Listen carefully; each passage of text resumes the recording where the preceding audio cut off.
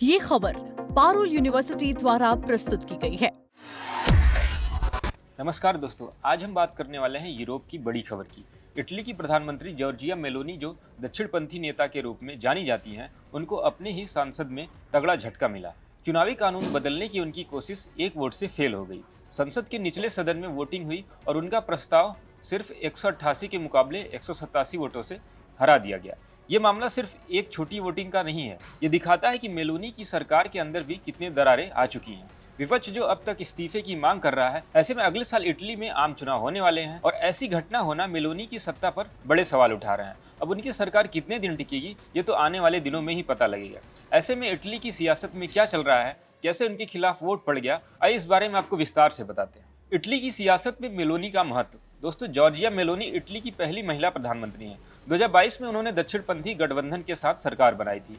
उनकी party brothers of Italy काफी popular है। मेलोनी माइग्रेशन पर सख्त नीति, राष्ट्रवाद और परिवार मूल्यों की बात करती हैं। उनके दो मुख्य सहयोगी हैं, मोटेओ साल्विनी की लीग पार्टी और सिल्वियो बर्लुस्कोनी की फोर्जा इटालिया। इन पार्टियों के सहारे ही मेलोनी सत्ता में आई थी, लेकिन सत्ता में आने के बाद हर सरकार की तरह उनके साथ चुनौतियां भी आई। इटली की अर्थव्यवस्था, यूरोपीय संघ के नियम और घरेलू मुद्दे काफी जटिल थे। अब मेलोनी चुनाव नियम बदलकर अपना भविष्य मजबूत करना चाहती थी, लेकिन संसद में उनका पहला कदम ही लड़खड़ा गया है। क्या था प्रस्ताव जो एक वोट से गिर गया?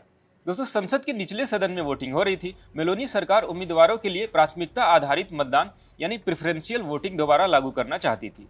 पुरानी व्यवस्था में वोटर उम्मीदवारों को अपनी पसंद के हिसाब से क्रम दे सकते थे। सरकार का दावा था कि इससे लोकतंत्र मजबूत होगा और वोटरों को ज्यादा अधिकार मिलेगा, लेकिन गुप्त मतदान में धोखा हो गया। लीग ऑफ फोर्जा इटालिया ने खुले तौर पर समर्थन का वादा किया था, फिर भी प्रस्ताव संसद में गिर गया। इसका मतलब साफ है कि सत्तारूढ़ गठबंधन के कुछ सांसदों ने अपनी पार्टी के खिलाफ ही वोट डाल दिया। ये दिखाता है कि पार्टी में मेलोनी की ताकत अब कमजोर होती दिख रही है। इस गुप्त वोटिंग में पता नहीं चलता कौन किसके साथ गया है, लेकिन ये संकेत जरूर मिल जाता है कि मेलोनी के पास अब पहले जितना मजबूत संसदीय नियंत्रण नहीं रहा है। दोस्तों, ये सिर्फ एक छोटा प्रस्ताव नहीं था। इटली की संसद अभी बड़े चुनावी सुधार विधेयक पर चर्चा कर रही है। इसमें दो मुख्य बातें थी।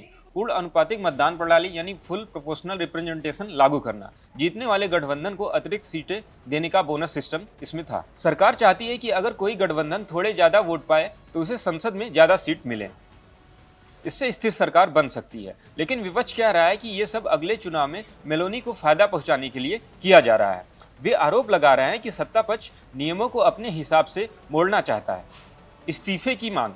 दोस्तों, जैसे ही प्रस्ताव गिरा, विपक्षी दलों ने जश्न मनाना शुरू कर दिया। उन्होंने इसे मेलोनी सरकार के लिए एक बड़ा राजनीतिक झटका बताया।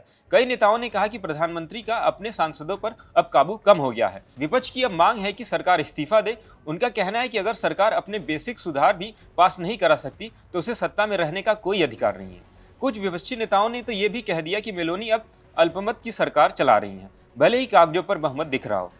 दोस्तों, ये घटना इटली की सियासत को प्रभावित करने वाली है। पहले तो मेलोनी को अपने गठबंधन को और मजबूत करना होगा। अगर सहयोगी पार्टियां भी पूरी तरीके से साथ नहीं दे रही हैं तो आने वाले बड़े विधेयक पास कराना काफी मुश्किल हो जाएगा। दूसरा, ये यूरोप के लिए भी एक बड़ा संकेत है। इटली जैसे बड़े देश में दक्षिणपंथी सरकार की कमजोरी ब्रुसेल्स और अन्य देशों को भी प्रभावित कर सकती है। आम लोगों में भी चर्चा है कि क्या मेलोनी अब अपनी छवि बचा पाएंगी या विपक्ष उन्हें घेर लेगा। इटली में पहले भी गठबंधन की सरकारें अस्थिर रही हैं। 1945 के बाद इटली में 60 से ज्यादा सरकारें बदल चुकी हैं, तो स्थिरता की बात हमेशा से केंद्र में रही है। अभी मेलोनी सरकार पूरे चुनावी सुधार बिल पर काम कर रही है। हो सकता है वो दोबारा कुछ बदलाव करके फिर से कोशिश करें, लेकिन गुप्त मतदान की वजह से हर बार क्या होगा ये कोई नहीं जानता। विपक्ष लगातार दबाव बनाए रखेगा। मीडिया में बहस तेज हो गई है। कुछ एनालिस्ट कह रहे हैं कि मेलोनी को अपनी पार्टी के सांसदों को संभालना होगा, वरना सरकार का बहुमत टूट सकता है। दोस्तों, इटली की ये कहानी हमें याद दिलाती है कि लोकतंत्र में छोटी छोटी वोटिंग भी कितनी अहम मायने रखती है। एक वोट का फर्क सरकार की ताकत बदल सकता है। हम इस खबर पर लगातार नजर रखे हुए हैं और आपको आगे भी अपडेट देते रहेंगे। आप क्या सोचते हैं, क्या मेलोनी सरकार अगले चुनाव तक टिक पाएगी या गिर जाएगी? कमेंट करके जरूर बताएं। वीडियो पसंद आया तो लाइक करें, शेयर करें, चैनल को सब्सक्राइब करना ना भूलें। ऐसी और जानकारी के लिए देखते रहें दैनिक जागरण।